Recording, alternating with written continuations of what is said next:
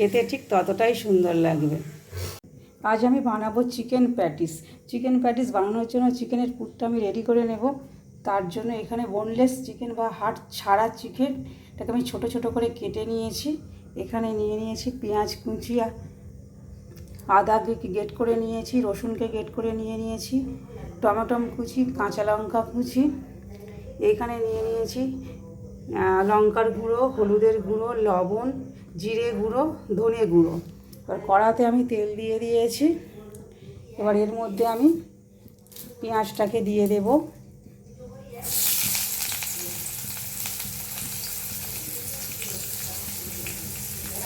Great করে রাখা রসুনটাকে আমি দিয়ে দেব।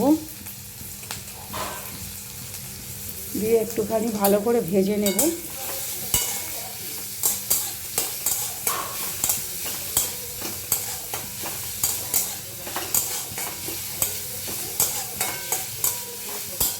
ভাজা হয়ে গেলে আমি চিকেনটাকে দিয়ে দেব।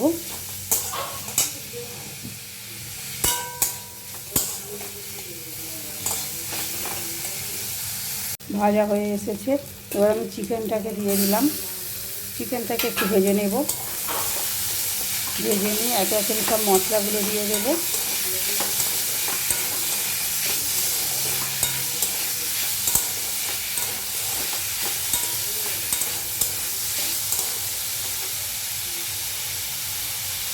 এবার আমি কাঁচা লঙ্কা কুচিগুলো দিয়ে দেব। কাঁচা লঙ্কা কুচিগুলো দিয়ে দিলাম।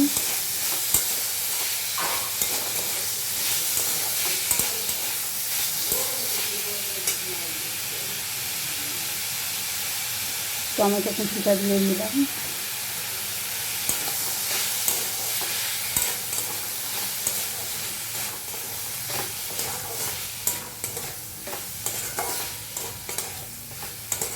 এবার একে একে সব মশলাগুলো আমি এর মধ্যে দিয়ে দেব। সব মশলাগুলো দিয়ে দিলাম আমি এর মধ্যে। গ্রেট করে রাখা আদাটাকেও আমি দিয়ে দিলাম। দিয়ে আমি ভালো করে কষিয়ে নেব এইভাবে।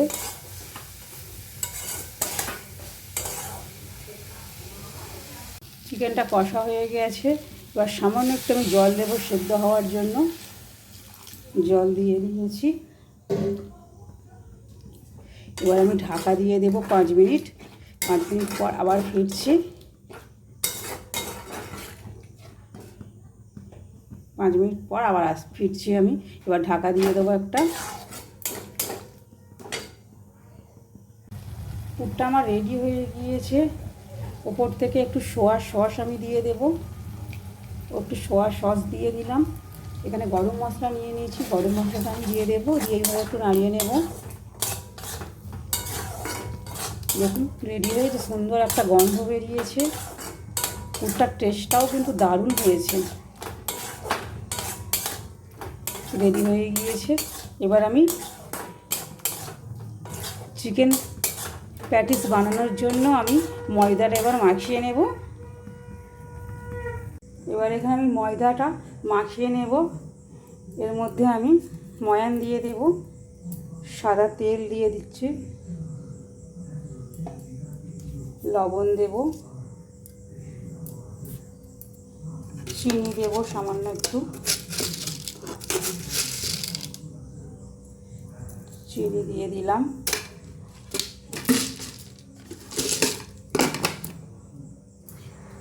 লবণও দিয়ে দিয়েছি। এবার এগুলোকে ভালো করে মিক্সড করে আমি অল্প অল্প জল দিয়ে,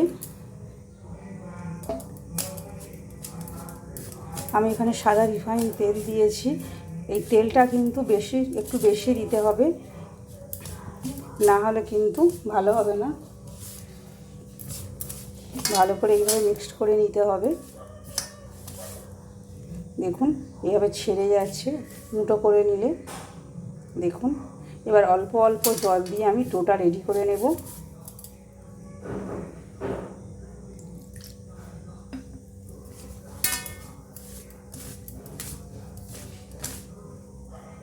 এভাবে অল্প অল্প জল দিয়ে আমি ডোটা রেডি করে নেব।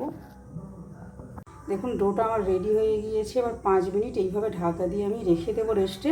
তারপর আবার ফিরছি। দেখুন এই সাইজের আমি নেছি কেটে নিয়েছি ছোট ছোট করে। এখানে কয়েকটা বেলেও রেখেছি।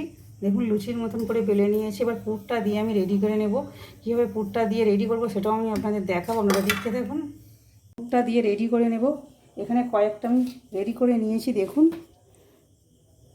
এখানে আমি 1 চামচ ময়দা নিয়ে গুলে নিয়েছি জল দিয়ে।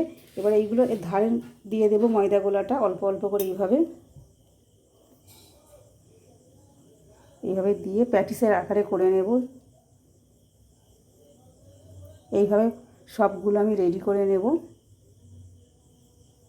এক এক করে।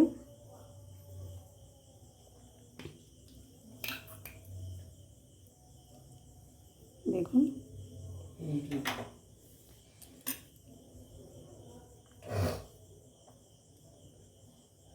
এইভাবে আমি সবগুলো রেডি করে নিয়ে তেলে ভেজে নেব।